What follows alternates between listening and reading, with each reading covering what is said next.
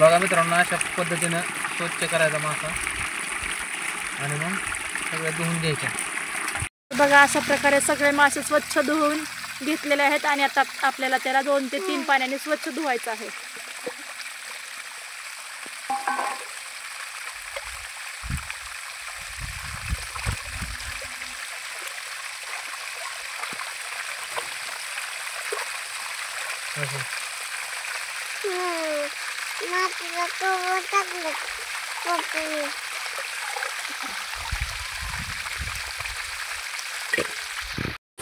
तर बघा आपले मासे एकदम स्वच्छ धुवून निघालेले आहेत.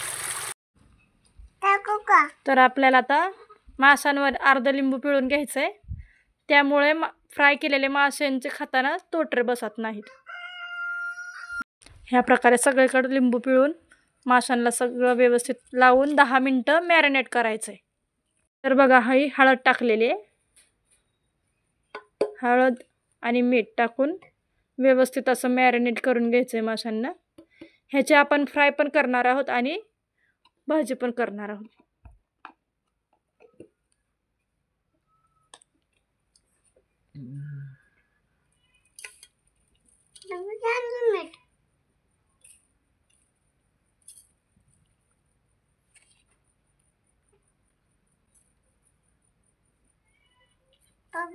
हे असं सगळं हळद मीठ आपल्याला व्यवस्थित लावून घ्यायचं आहे.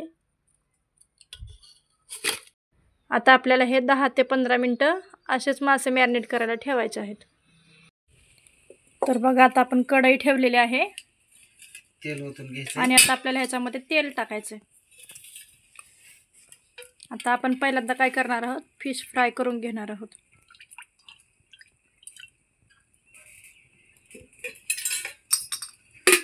तेल चांगलं गरम होऊ द्यायचं.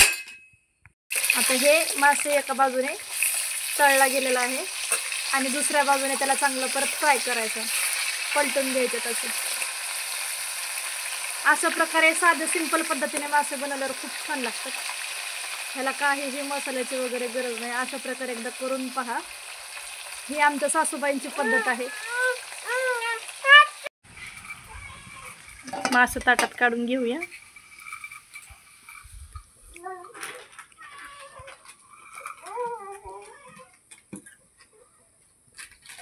तर बघा मित्रांनो, आपले सगळे हे मासे अशा प्रकारे तळून झालेले आहेत.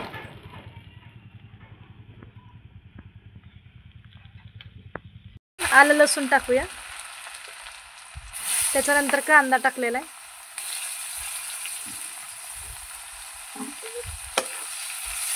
आपण अगदी सोप्या पद्धतीने भाजी बनवणार आहोत, कारण की आता आमची लाईट गेलेली आहे, त्यामुळे मिक्सरवर वाटण वाटायला लाईट नसल्यामुळे हे वाटण आपण न वाटताच अशा प्रकारे भाजी बनवणार आहोत.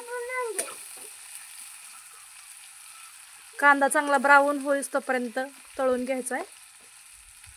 मित्रांनो, आता आपला हा कांदा छान तळलेला आहे आणि आता आपण काय करूया, उभं चिरलेलं टोमॅटो टाकून घेऊया त्याच्यामध्ये, आणि हे सगळं एकजीव होईस तोपर्यंत आपल्याला चांगलं तळून घ्यायचं आहे.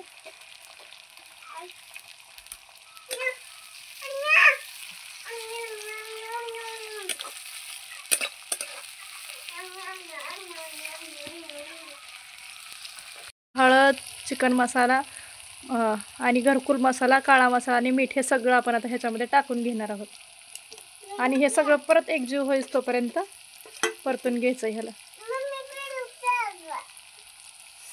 बघा आता थोडंसं पाणी टाकून आपण ह्या मसाल्याची ग्रेव्ही करून घेणार आहोत. आपण मासे टाकून घेऊयात.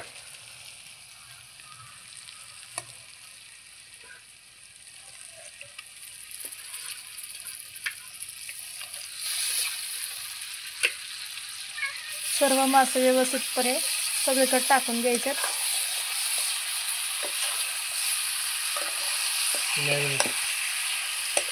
मासे छान मॅरिनेट झालेले आहेत.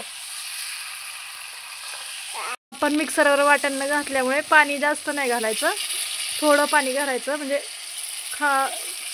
थोडीशी रस्सा करायचा, जास्त नाही करायचा. भाजी छान लागते, खूप भाजी चवीला लागते. मग पण पाणी टाकलेलं आहे. भाजीला अंगापुरता रसा असं म्हणतात ना, तेवढाच करायचं, जास्त रसा करायचा नाही या भाजीला.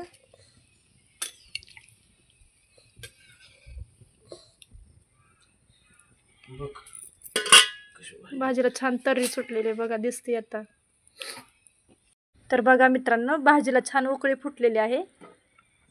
अशीच आपल्याला आता भाजी 10 मिनिटं शिजवून घ्यायची आहे.